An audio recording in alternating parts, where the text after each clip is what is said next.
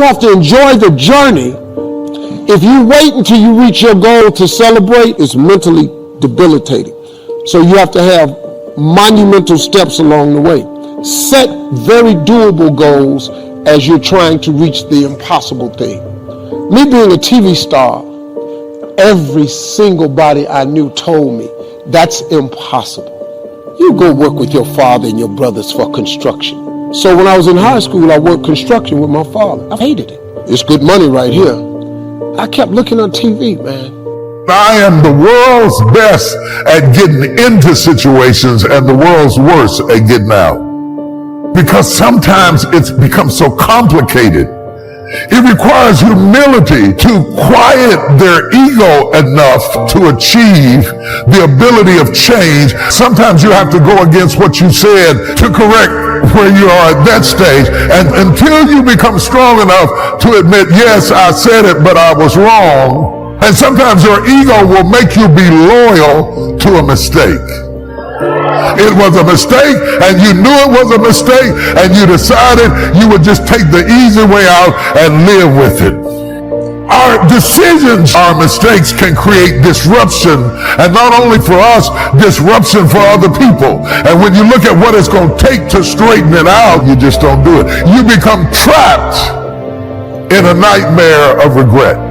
You'd be surprised how long you can live a life where you clap like you're free, you talk like you're free, but you're really not free at all because you are trapped in a complicated situation. You can't get out, you're just stuck. And so you clap stuck, and you sing stuck, and you go to work stuck, and you come home stuck. And yes, you get your dance in every now and then, but you go back stuck because dancing doesn't bring about change. We must give our permission to fear to immobilize us. Whatever challenges or difficulty that it is, you got to handle it. Will it be easy? No. Will it be challenging? Yes. A friend of mine who's addicted to crack cocaine for years, he was talking about how challenging it was. What do you want me to tell you? That it's going to be a picnic? No. It's going to kick your butt? Yes, it is. But that's just what you must go through in order to get where you want to go. And you are strong enough to do it. No more distractions. The older we get, the more we realize we're not going to be here forever. Life is flying by. Seems like just the other day I was in high school. Now that I'm 35, I think, where has this time gone? I'm kidding y'all, I'm 39.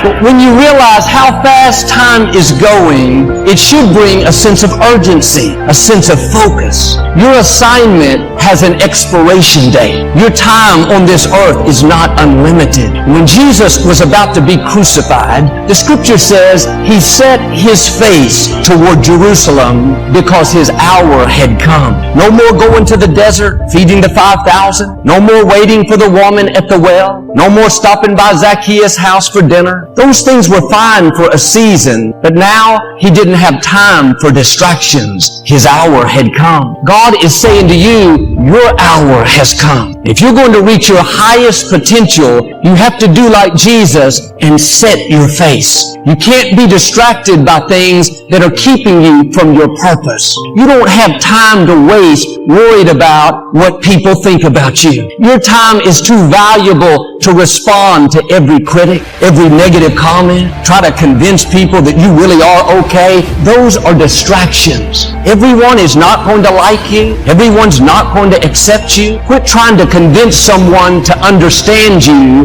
that's determined to misunderstand you. Some people don't want to be for you, and that's okay. You don't need them to fulfill your destiny. But the enemy would love for us to spend time and energy trying to win someone over that's never going to be won over. You have to set your face. The people that need to be for you will be for you. God has already lined up the right people. People that will celebrate you. People that will cheer you on. People that stick with you through thick and thin. But too often, we're trying to convince people to be our friend, and convince them to spend time with us. But if someone doesn't see that gift that you are, if they don't recognize your talents, value your friendship, do yourself a favor and move on. No offense, but they are not a part of your destiny.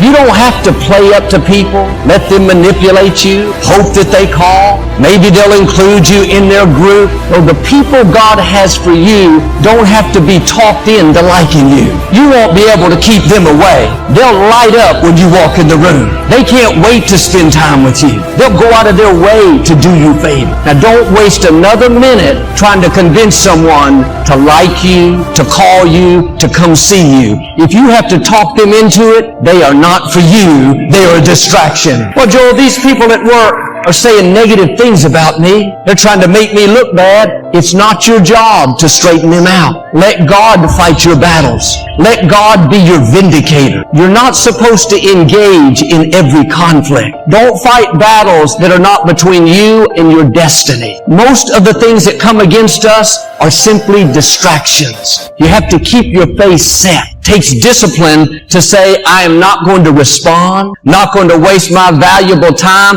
I have a destiny to fulfill. My hour has come. Proverbs says, avoiding a fight is a mark of honor. It's easy to get in conflict, upset, offended, want to pay people back. That doesn't take any discipline. Avoiding a fight, not taking the bait, not being drawn into conflict, that takes your face being set. The next time something comes against you, ask yourself, is this a battle worth fighting, or is it simply a distraction? That person that cut you off in traffic, is it worth getting upset over when you're never going to see them again? That coworker that leaves you out, doesn't give you credit, do you think they can stop your destiny? That somehow they're more powerful than what God has ordained for you? They're distractions. The only way they can hinder you is if you get baited into conflict. Best thing you could do, ignore it. Don't give it the time of day. When David heard Goliath taunting the Israelites, he asked what the reward was for killing the giant. He didn't just run out and fight him because he was saying negative things. Sure, David didn't like that, but he understood this principle. He didn't get involved in battles that weren't between him and his destiny. They told him whoever killed the giant would get the king's daughter as his wife, and their family would be exempt from taxes. With that one victory, David's whole family line would change. They would go from a low-income family of shepherds to royalty. They would be in the king's family. David thought, this is a battle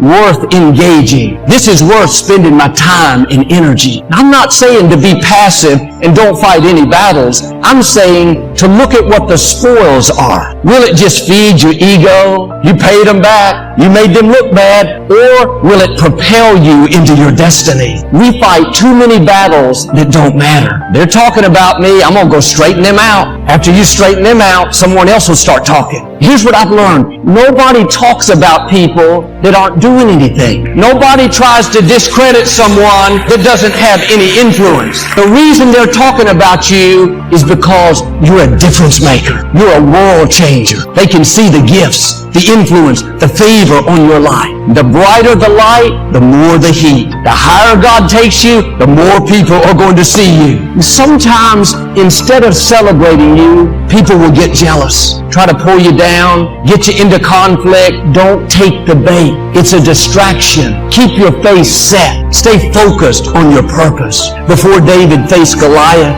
his father asked him to take lunch to his brothers that were in another city on the battlefield. David arrived and gave the lunch to his oldest brother. He was jealous of David. He said in front of everyone, "What are you doing here, David? What did you do with those few sheep you're supposed to be taking care of?" Instead of thanking David for traveling several days, he insulted him, tried to belittle him. Now David had killed a lion and a bear with his own hands. He was young, but he was not a weakling. I have no doubt he could have taken care of his brother. But David thought, what are the spoils? What good is it going to do me if I embarrass my brother in front of his peers like he did me? He realized all that would do was feed his ego. There was no reward. The scripture says David turned and walked away. He ignored it. One reason we're talking about him is he knew which battles to fight. He didn't engage in every conflict.